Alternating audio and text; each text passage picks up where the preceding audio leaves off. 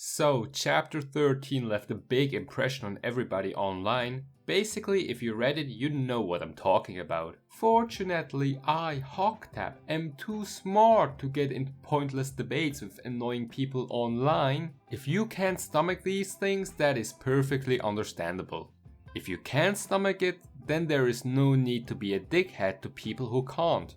So, now with that out of the way, let's actually start with the review, shall we? One theme that is always displayed throughout JoJo's is the theme of justice. But I believe that everybody will agree that all the main JoJo characters have a different sense of morality, which makes each JoJo's sense of justice unique to their own character. The reason why I preface this is because of what Jodio did in this chapter, burning a whole bus filled with people. We can obviously tell that he wants to protect Dragona at all costs.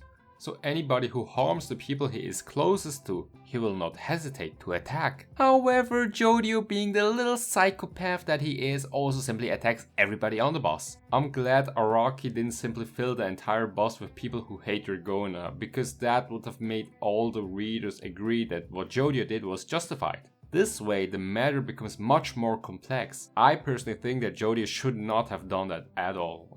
At least that's my view. Let me know your thoughts about this. Now let's rewind a little bit. Oh, like that moody blues. Rewind, go back. We must understand that the sexual assault didn't happen from the get-go, it didn't come out of nowhere. Dragona underwent a ton of regular bullying prior to that. This is important for my next point. In chapter 1, we see Jodio react to another bullying victim without any sympathy whatsoever. Jodio just doesn't even care for that guy. Jodio is aware what bullying can lead to, right? So why doesn't he stop it, Or why doesn't he at least feel sorry for the other kid? You know what I mean? Basically what I'm trying to say is that there is this idea of duty within society, where you help people who you are not related with in any way. But it seems as if Jodio isn't like that. Jodio just, for him, his sense of morality doesn't dictate this, basically. Now compare this to somebody like Jonathan Joestar, who literally didn't want to injure Speedwagon and his gooners because he knew they had family to return home to. I'm just using this to highlight how far Araki has come from writing a stereotypical good guy versus bad guy story in Phantom Blood to writing morally grey characters.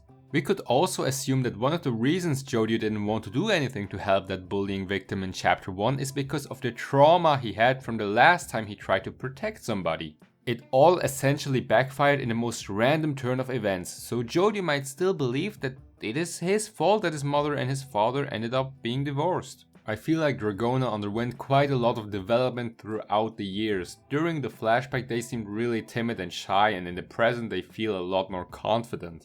It is a shame that we don't really know how Dragona acquired this level of confidence yet. We simply know that it happened sometime between the events of Merill taking them in and the current day. Speaking of Merill, I also want to briefly touch down on her. I do not like her. I actually hate her. Even if I were Jamaican, I would still hate her.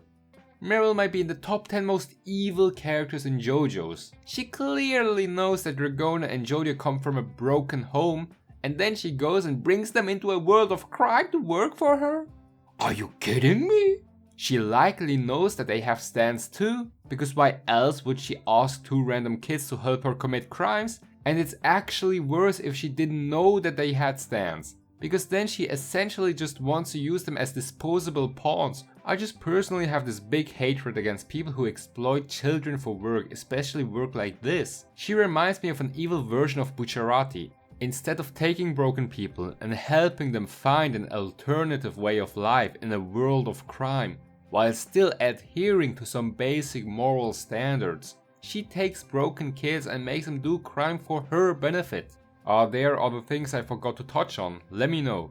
Or don't let me know, but that'd be really mean. Imagine if I'm your 6th grade classmate named Kevin or Conrad and I'm having a presentation and I'm like, yeah, does anyone still have any questions? And you give me the silent treatment instead of asking a really generic easy question, so I can give an easy answer and impress the teacher and increase my chances of earning a passing grade. Come on dude, you might as well like or sub or do both or do none, but then I won't grow as a channel and I'll always remain small. and tiny, and oh no, it's a big boot. I'm being too small. I'm being crushed. Quickly subscribe so I can grow in size, please.